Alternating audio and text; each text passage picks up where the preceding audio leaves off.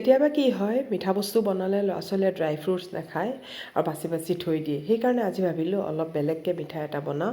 মই অলপ ঘিউ দিছোঁ আৰু জহা চাউল এঘণ্টাৰ কাৰণে তিয়াই থৈ দিছিলোঁ আৰু এইখিনি ফুলি যোৱাত আৰু মই এইখিনি অলপ ঘিউত ভাজি লৈছোঁ।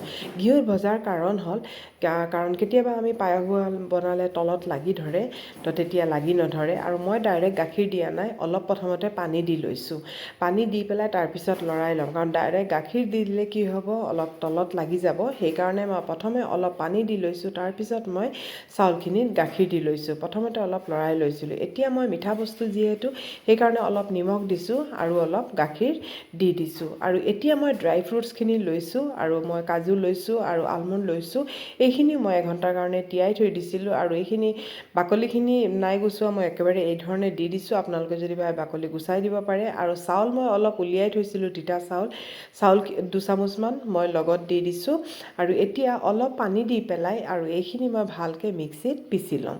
আৰু এই আচক একেবাৰে ফাইন পিচি লৈছোঁ দেই, পূৰা ফাইন পিচি ল'ব। এই ধৰণে পূৰা পিচি লৈছোঁ আৰু এই ধৰণে দিলে যে পায়সটো ইমান ক্ৰিমি হয়। এতিয়া ইয়াত মই ইলাচি দি লৈছোঁ আৰু দি পেলাই এইখিনি অলপ মাজে মাজে লৰাই আছোঁ।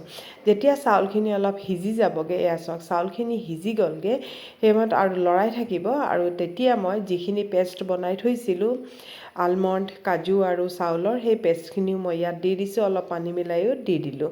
আৰু এতিয়া মই এইখিনি ভালকৈ গোটেইখিনি একেলগে মিক্স কৰি ল'ম। আৰু এয়া চাওক এইখিনি খুব ধুনীয়াকৈ হৈ আছে। আৰু এতিয়া মই আধা কাপ মিল্ক পাউডাৰ অলপ ঠাণ্ডা গাখীৰত ভালকৈ মিক্স কৰি ল'ম, কাৰণ গৰম গাখীৰত দি দিলে অলপ গোটা বান্ধি ল'ব। সেইকাৰণে এইখিনি খুব ভালকৈ মই মিক্স কৰি লৈছোঁ। আৰু পূৰা যেতিয়া ভালকৈ মিক্স হৈ যাব তেতিয়া মই তাত ঢালি দিম। আৰু ইমানেই ক্ৰিমি হয় পায়সখন খাবলৈ, খুবেই টেষ্টি হয়। আৰু এতিয়া মই ইয়াত মিলাই দি দিছোঁ গোটেইখিনি, ইয়াত মিলাই পেলাই আৰু এই ধৰণে গোটেইখিনি মিক্স কৰি আছোঁ, ভালকৈ লৰাই পেলাই এই ধৰণে মিক্স কৰি আছোঁ। আৰু চাওকচোন দেখাটো কেনেকুৱা লাগিছে, কিমান ধুনীয়া লাগিছে দেখাটো। আৰু এতিয়া লাষ্টত যেতিয়া একেবাৰে পূৰা হৈ যায়, সিজি যায়, সেই সময়তে মই চেনি দিছোঁ। আৰু চেনি মই টোটেলি 1 কাপ দিছোঁ, কাৰণ মই অলপ কম মিঠা ব্যৱহাৰ কৰিছোঁ। আপোনালোকৰ ইচ্ছা অনুসৰি মিঠা ব্যৱহাৰ কৰিব পাৰে। ইয়াত মই অলপ ক'লা কিচমিচ দি দিছোঁ আৰু দি পেলাই এতিয়া মই নমাই পেলাই থৈ দিম। এইখিনি আমাৰ ৰেডি হৈ গ'ল। কেনেকুৱা পাইছে লাইক কৰিব, কমেণ্ট কৰিব।